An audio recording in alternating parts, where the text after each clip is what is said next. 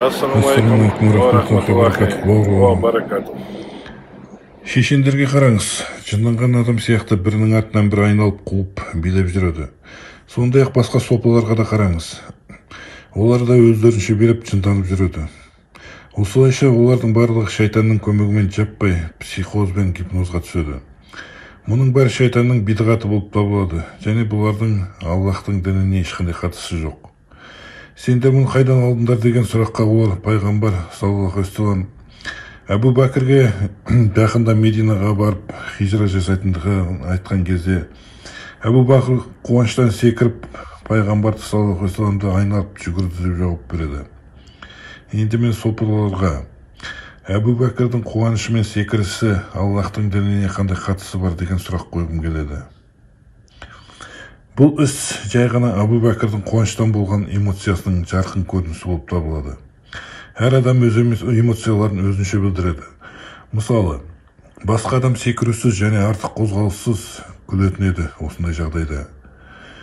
Үшінші адам жай ғана әлхамдулиллах деп айтар еді. Мұның бәрі адамның күнделікті қуанышы, бірақ Аллахтың шариғат емес. Сондықтан сопылардың осы билерінің бәрі шайтанға табыну ғана болып табылады. Себебі Әбу Бәкір туралы бұл ертегіні өздерін сопымыз деп санайтын сауатсыз сектанттарына шайтан ойлап тапқан.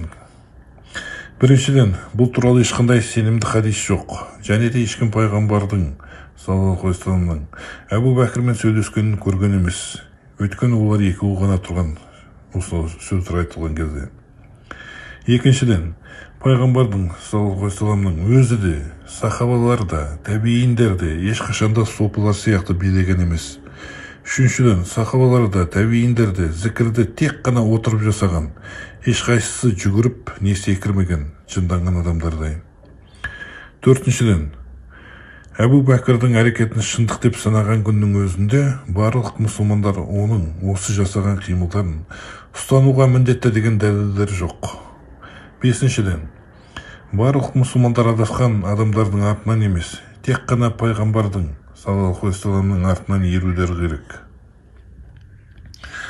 Пайғамбарымыз саллаллаху алейхи вассалам былай деген: кім дінге жаңадан бидғат қосатын болса, ол ешқашанда қабыл болмайды дейді. Бұхари Муслим. Ибн Аббас былай деген: аспаннан тастар құлап кете ме деп қорқамын сендерге. Мен оларға Алла елшісі деп айтсам, ақмақтар маған Әбу Бәкір мен Омар айтты дейді деп ренжіген. Ахмад пен Әл-Хатып және тағы басқаларында келтірілген. Анас ибн Малик былай дейді: мен пайғамбардың кезінде намаздан жақсы ештеңе білмедім. Бұлар оны да бұрмалап өзгертіп жіберіпті деп ренжіп отырады. Әл-Зухри бұл туралы былай дейді: мен Дамаскіге Анас ибн Маликке барғанымда ол жылап жіберді. Мен одан сізді не жылатты деп сұрадым. Ол: мен намаздан басқа ештеңе білмедім. Бірақ бұлар оны да өзгертіп бұрмалап жіберді деп жауап берді. Бұхари. Бізге жеткен хадистерден көріп отырғандарыңыздай, пайғамбарымыздың саллаллаху алейхи вассаламның тірі кезінде сахабалар бірігіп оған қастандық жасаған, оған қарсы шыққан. Ал қайтыс болғаннан кейін сахабалар мен тәбииндер Аллахтың дінін бұрмалаған, өзгертіп жүрген. Олардың көпшілігі исламнан шыққан. Мұсылманбыз деп жүргендердің бәрі бірімен-бірі соғысып, бірін-бірі мың-мыңдап өлтірген. Тарихта түйе соғысы деген болған.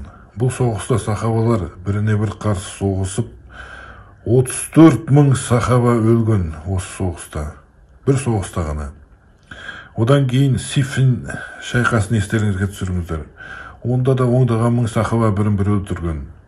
Мұсылмандардың бірімен-бірі соғысу әлі күнге дейін жалғасып келеді. Ал біздің білімсіз сектанттар Құран мен Суннаны лақтырып тастап, біз сахабалар мен тәбииндердің жолымен ғана жүреміз деп бос кеуделерін соғады. Олар дәлел ретінде Құран мен хадистердің орнына өздерінің дүмше ғалымсымақтарының шатпырағына көбірек сенеді. Менің осы сектанттарға сұрағым бар. Сендерге Құран мен Суннадан гөрі шайтанның азғыруына еріп, бірін-бірі өлтірген білімсіз надан сахабалар мен тәбииндердің жолы маңыздырақ па деген сұрағым бар. Неге ойланбайсыңдар? Бір мезгіл тоқтап ойлансаңдаршы.